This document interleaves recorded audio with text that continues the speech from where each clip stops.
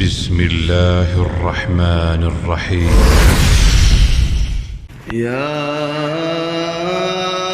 أيها الذين آمنوا كتب عليكم الصيام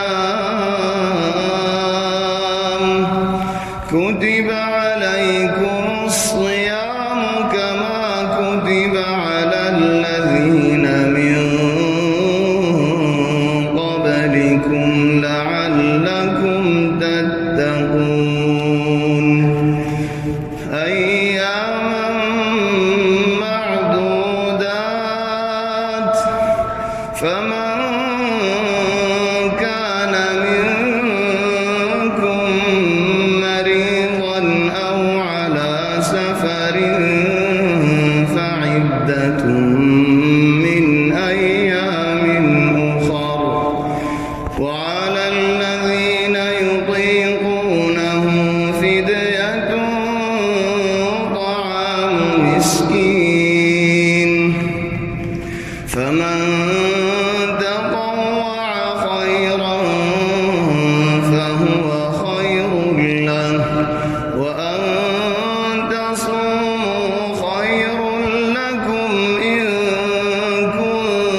كنتم تعلمون شهر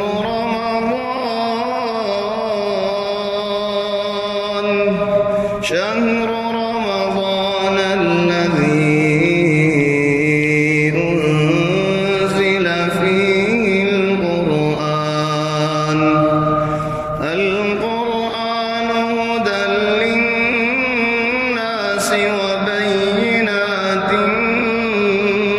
من الهدى والفرقان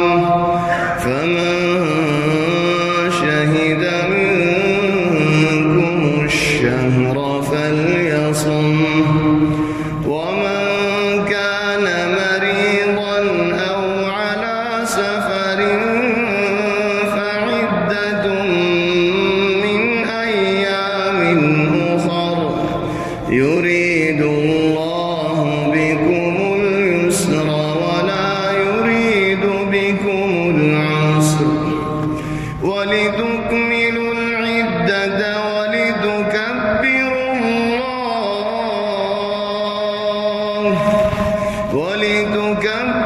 الله على ما هداكم ولعلكم تشكرون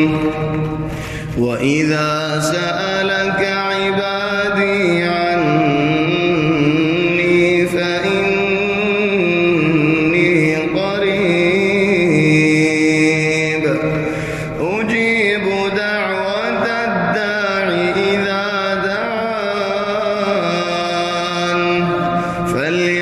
فليستجيبوا لي وليؤمنوا بي لعلهم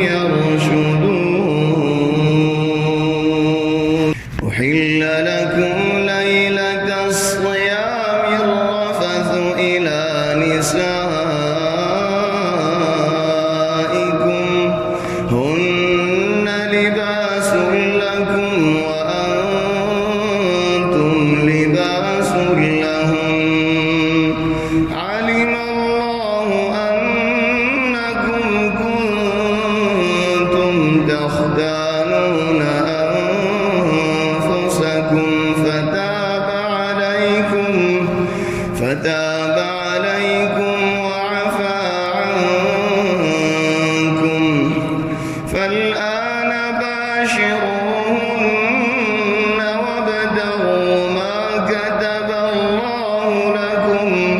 وكلوا واشربوا حتى يتبين لكم الخيط الأبيض من الخيط الأسود من الفجر ثم أتموا الصيام إلى الليل ولا تباشروهن